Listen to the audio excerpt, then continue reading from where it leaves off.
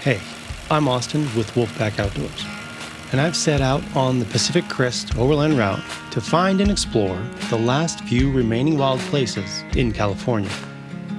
Welcome to my adventure. Welcome to Pacific Crest, the series.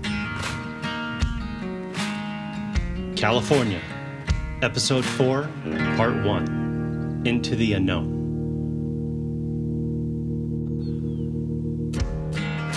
Proudly presented by Norworld Australia.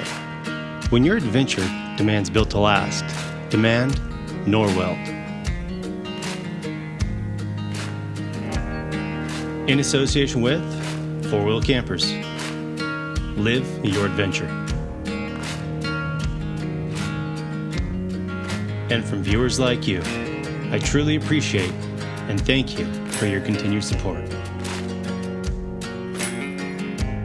Day 8, Section 4 of the Pacific Crest Overland Route starts at Lee Vining, where I found a nice wild camping spot on the drive back from 4-Wheel Camper headquarters in Woodland. Just stopped at the Lee Vining Ranger Station, Forest Service Station, picked up my America the Beautiful Pass, and heading back out onto the off-road. Alright, here we go.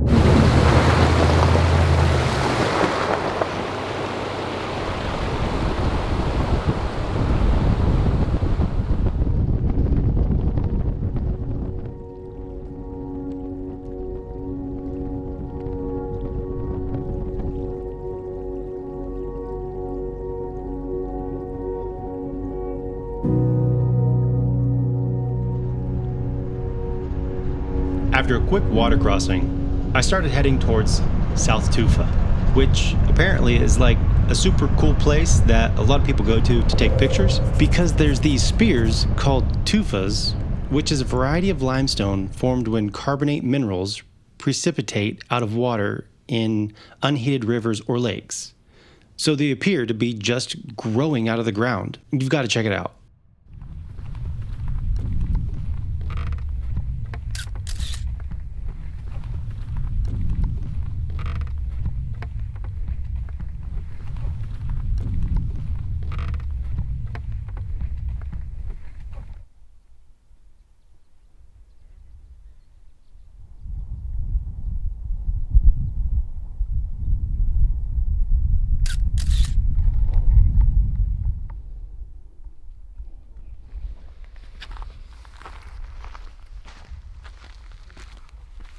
The signs were true. The water felt slippery, like the soft water system at my aunt's house up in Oregon. They live off a well, and every time you take a shower, you still feel slippery and wet. Plus, it had a little bit of salty taste to it.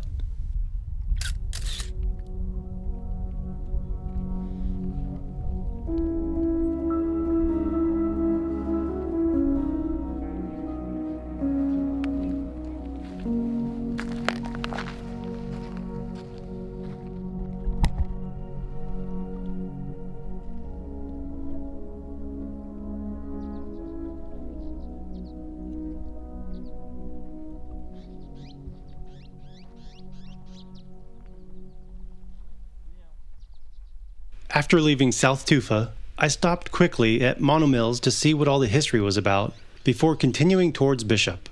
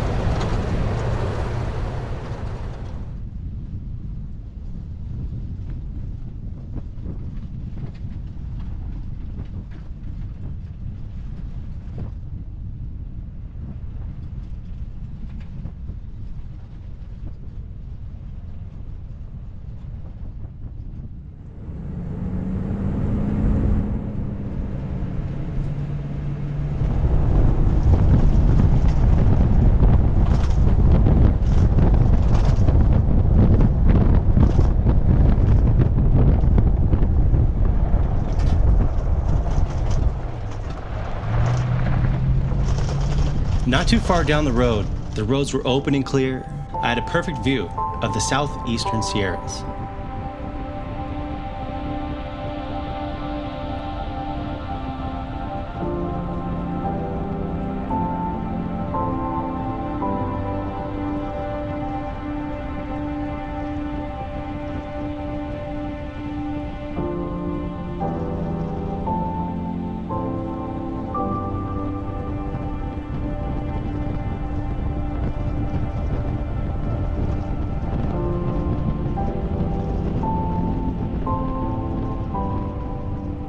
Throughout this whole trip, well, you know I've been looking for that one warm spring so I could sit down and take a nice soak. I just so happened to stumble across some hot springs on the map, and we're stopping to see if they're the kind that you can swim in or the kind that will burn your skin in. So let's go check it out. Hot Creek, a uniquely beautiful and ever-changing landscape, is the result of a 700,000-year-old volcanic eruption. They advise you to use extreme caution because, well, they say the ground can shift and adjust at any time, opening up new pathways for the superheated exhaust to travel through. Right when I got out of the truck, I could smell a strong sulfur in the air. I wonder if that's why these pools are the color they are. Many of the bright colors found in the hydrothermal basins come from thermophiles, and there's so many of them packed together in a tiny little spot. It makes different colors in the hot pools themselves. When did it all become, don't go in there, instead of, hey, if you want to risk it, take the biscuit? Because I sure in the hell want to risk getting in that water.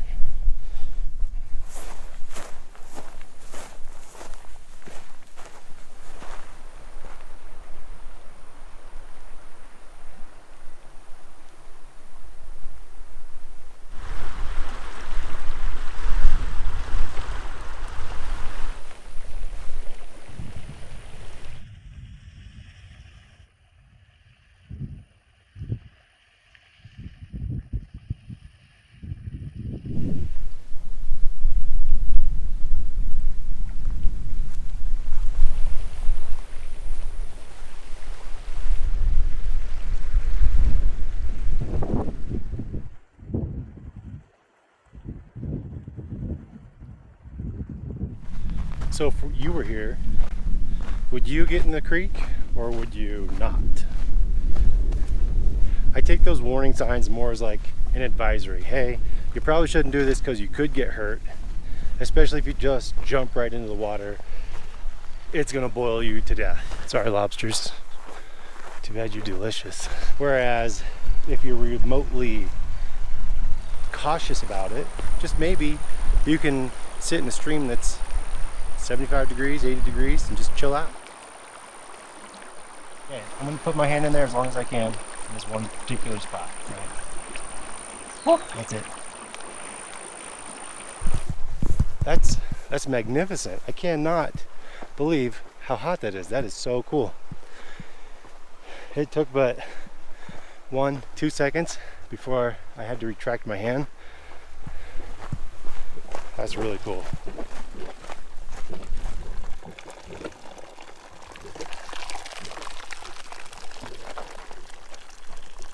From everything I've read online, it's a lot more safe to swim either above or below, just so as long as you're out of the way of all of the thermal activity taking place coming right out of the ground. In here, I'd say the water was about 86 degrees. I'm gonna take a couple stills of the two main pools, and then I will, we need to get back on the road.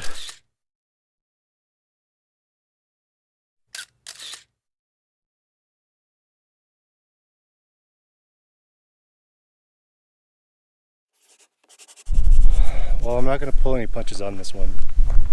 It actually looks pretty disgusting, and I'm not going to get in it. Looks like there's possibly things growing in it, and it definitely could use a good clean. There's human feces behind this, which makes me think this is not a great place to just let it all hang out and jump in. Oh well, I'm sure we're going to find one sooner or later. This is like the mission that was not supposed to be a mission, but now it's become a mission. All right, so we've got a minuscule problem here. very small, but very manageable. I have spent a lot of time looking for a hot spring and getting out and walking around and doing all these sweet activities. But since I've been doing sweet activities, I have not put a bunch of focus into driving and getting to where we need to go to. So I need to make up a ton of miles right now, and I need to hit at least 80, if not 110 miles today to get to where we need to be in the time frame that we need to be there.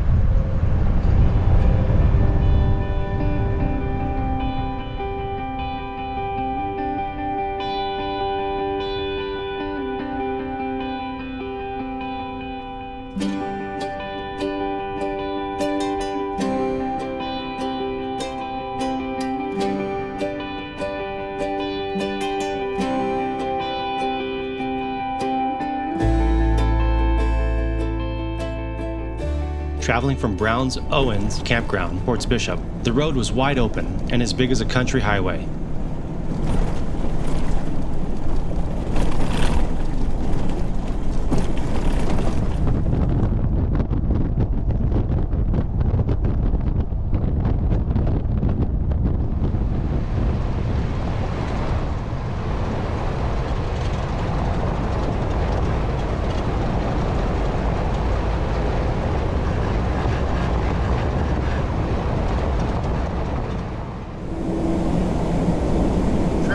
Smooths out at 65. You can't hardly feel a thing.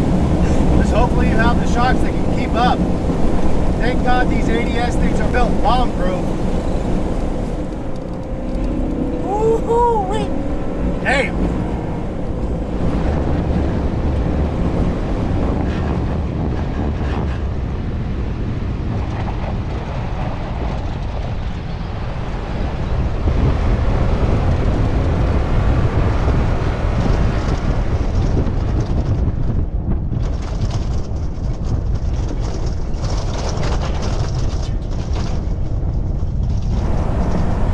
That concept of the bypasses though, like it really it's going to help increase the longevity of the front end.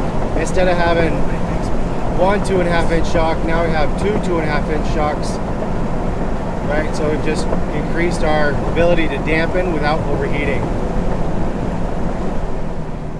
So right now I'm going to be heading into Bishop. I'm going to fuel up one more time and then check all the nuts and bolts on the truck and make sure everything's still tight before we head over the pass and get into the Inyo Mountains. Bishop ended up taking a little longer than I had thought, only because I did find a few bolts that needed to be tightened up. From there, I started heading in Silver Canyon.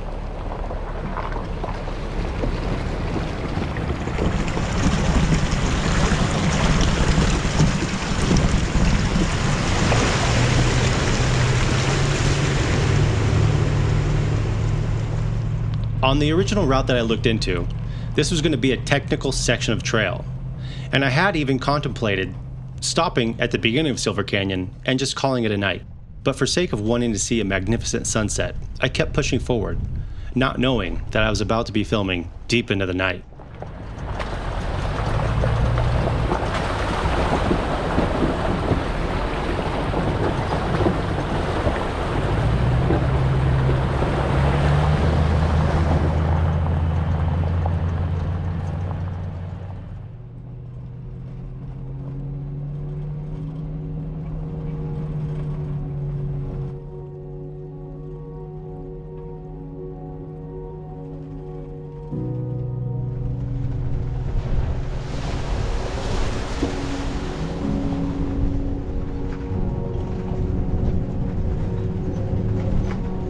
I'm not sure that I'll ever be able to show you the actual colors of the surroundings.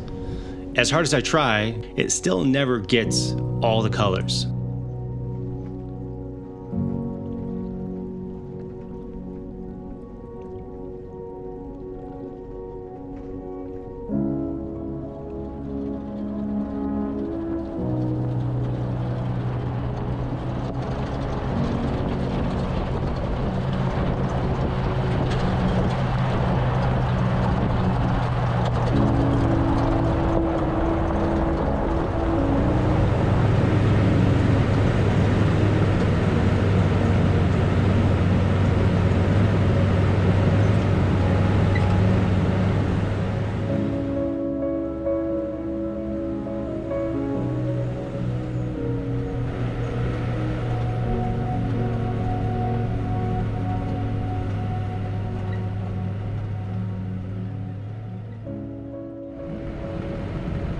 I could see that I was coming closer to the shelf road that would actually start taking me up the mountain.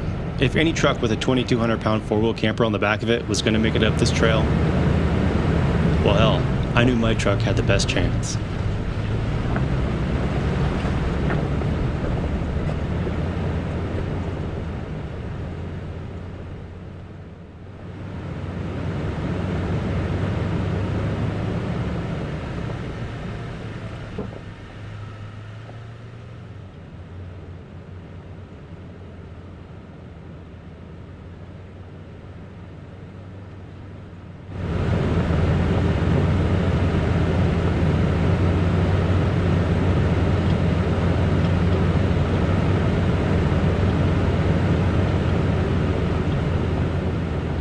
As the great prophet Nelly once said, took a whole lot of in just to get up that hill. And although the sun had set, I was determined to make it up that hill.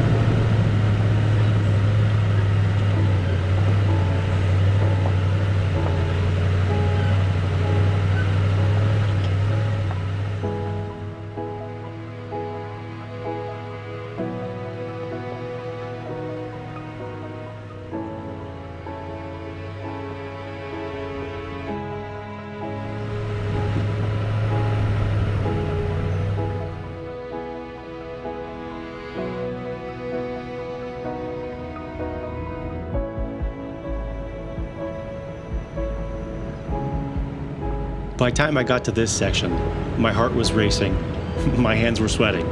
Looking over the edge, I could see that I was several hundred feet off the valley floor, and the road is barely wide enough for my truck to fit up.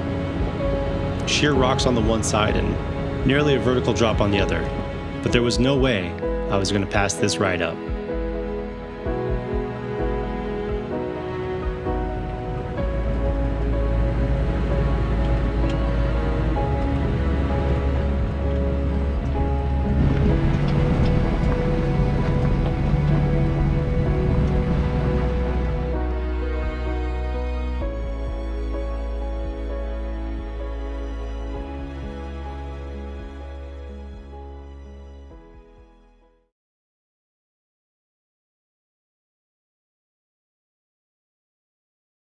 As the hours passed, it felt like the road was endless.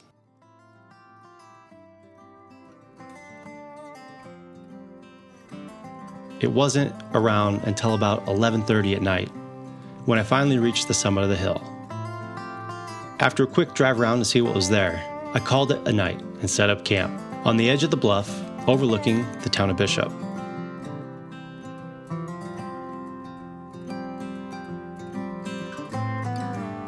Thank you for joining me for episode 4, part 1, Into the Unknown, of the Pacific Crest Overland Series.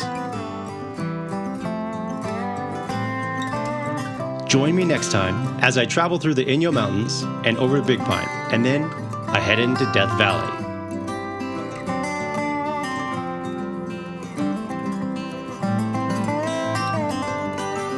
As always, thank you for joining me. I'm Austin with WolfPac-Outdoors. I'll holler at you later.